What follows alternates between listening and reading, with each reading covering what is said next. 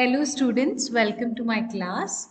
So in my previous video, we studied about hemoglobin as well as myoglobin, how they help in transport as well as in the storage of dioxygen. So in this video, we'll be studying about other two type of transport and storage type of protein, that is hemerythrin and hemocyanin.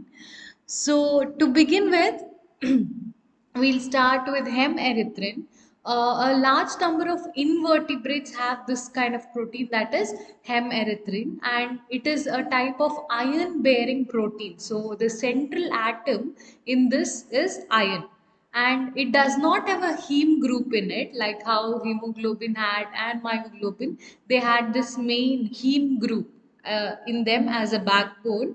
So this hemerythrin, it does not have a heme group, and Fe2 is present in oxidation state +2 in the deoxy form, and when it gets oxidized, it is called as methanemethrine, which contains Fe in the form of +3. So the oxidation state of iron changes, that is in deoxy form it is +2, and when gets oxidized the same protein is called as methanemethrine, and the oxidation state of Fe is +3.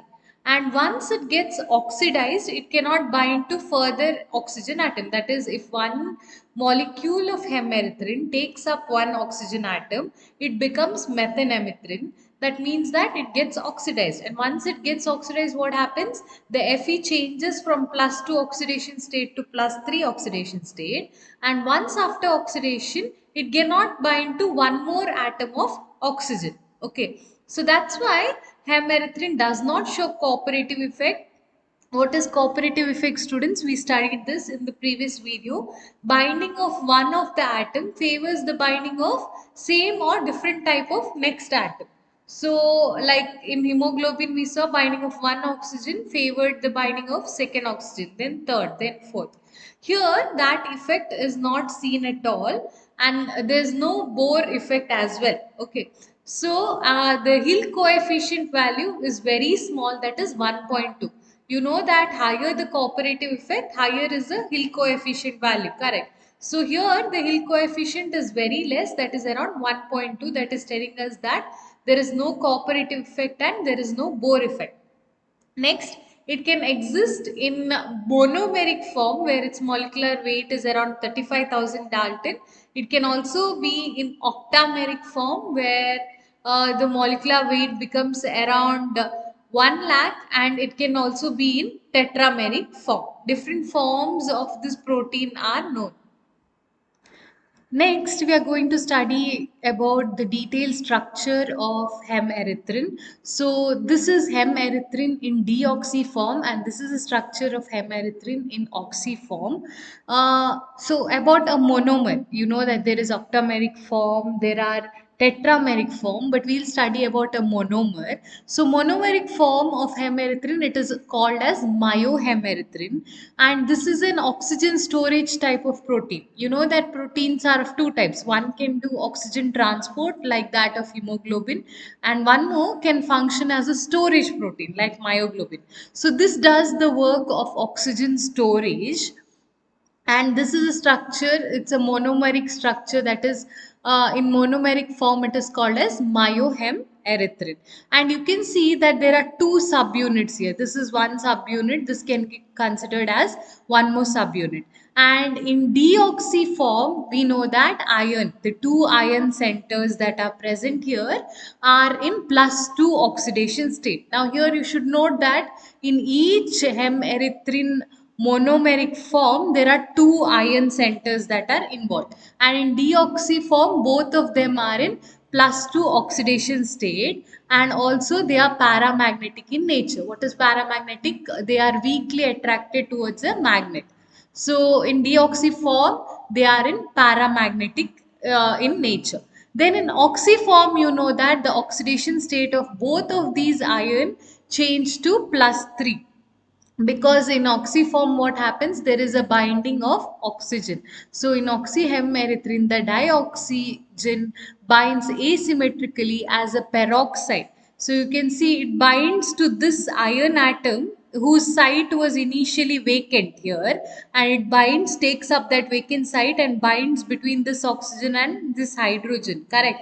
And it binds as OO. So it is in the peroxide form, and because of this oxygen binding in the oxy form, the oxidation state of both of these ion changes from +2 to +3 oxidation state. And what else changes along with that?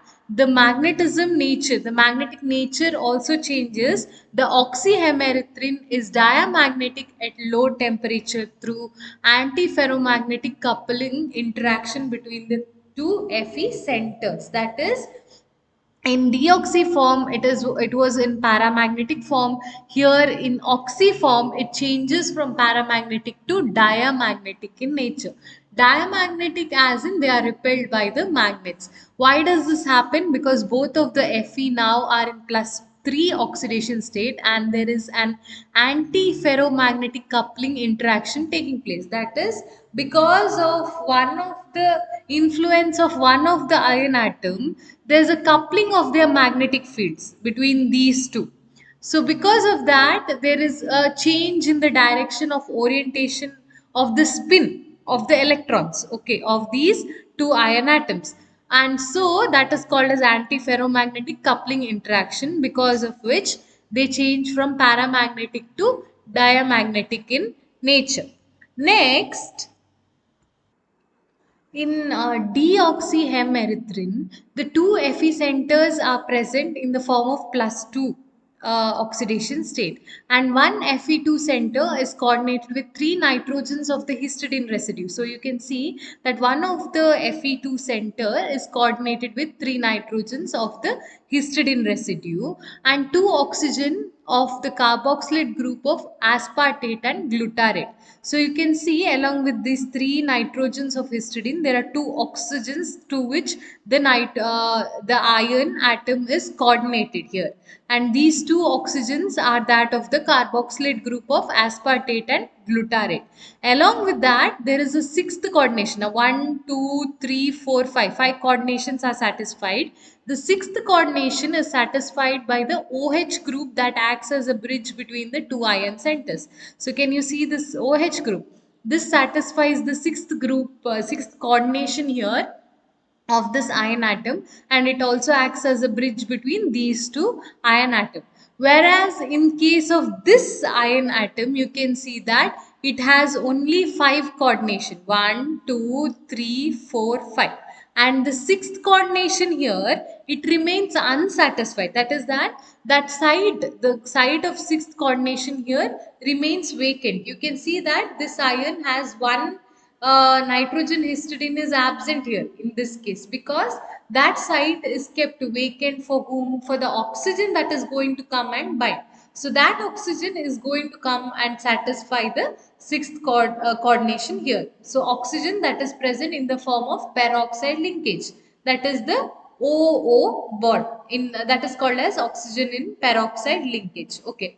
So each subunit binds to one oxygen atom, hence iron to oxygen ratio is 2:1. That is, this one hem erythrin protein can bind to one oxygen atom. So you can see that in one protein there are two iron atoms and one oxygen is binding. So the ratio of iron oxygen is two iron atoms is to one oxygen atom. And in deoxy form, hemerythrin is colorless, whereas in oxy form it is violet in color. And reason for it to be violet in color in oxy form is because in oxy form there is ligand to metal charge transfer phenomena that is seen. That is, the ligand, which is the peroxide linked oxygen, acts as a ligand which transfers the charge to the metal, that is the iron atom, because of which you can see color in the oxy form, that is, it is violet in color. Next, we'll be studying about another important type of protein, that is the hemocyanin. Hemocyanin is also another oxygen storage type of protein, and here in hemocyanin, the central metal atom is a copper. and it is an oxygen uptake or it is an oxygen storage protein. It is seen in number of invertebrates, and depending upon its distribution, they are classified into two major groups. That is the molluscan hemocyanin, which is majorly seen in all the molluscans, that is snails, octopus, etc. And the second classification is arthropodans hemocyanin, which is seen in arthropodon groups, that is the lobsters, scorpions, and all such organisms. And hemocyanin, it also occurs freely in the blood streams in some of the erythrocytes. So, in the molluscan family, that is snails or octopus, the subunit, it has a molecular weight of around 53,000 Dalton, whereas in the case of arthropodin family, the subunit is slightly bigger in weight, that is 77,000 Dalton. And both type of hemocyanin, it there's no monomeric form here, it always remains in polymeric form. It's like a molecular aggregate, that is many subunits combined together and they form a polymeric form, a big structure. And there it is composed of around 6 to 24 or even 48 subunits. So you cannot see monomeric form of hemocyanin. It's always present in polymeric form, where there is a molecular aggregate of lot of subunits coming together and combining together. So it can be in 6 to 24 or 48 subunits coming together. And for some hemocyanin, the O2 binding affinity is highly cooperative. That is, they show very good cooperative effect. In fact, hemocyanin among all the four that we have studied so far, that is hemoglobin, myoglobin, hemocyanin, and hemerythrin, hemocyanin has the highest Hill coefficient value, that is 9, which tells us that it has highest cooperative effect as well. So it is the one that shows highest O2 binding affinity because of their high cooperative effect. Now moving on to how is the structure of hemocyanin. Each subunit binds to one oxygen molecule. Therefore, the ratio of copper is to oxygen is 2 is to 1. So, this is one subunit or the structure of one hemocyanin molecule. It has a simple structure, and you can see that in one hemocyanin there are two copper atoms in plus 2. This is the oxyhemocyanin, it is oxygenated. So you can see that each of the copper is in plus 2 oxidation state, and for two copper atom, one oxygen atom is bound. So the ratio is 2 is to 1. And here in NMR studies of oxyhemocyanin, they found that the O stretching frequency was found to be 744 nanometer.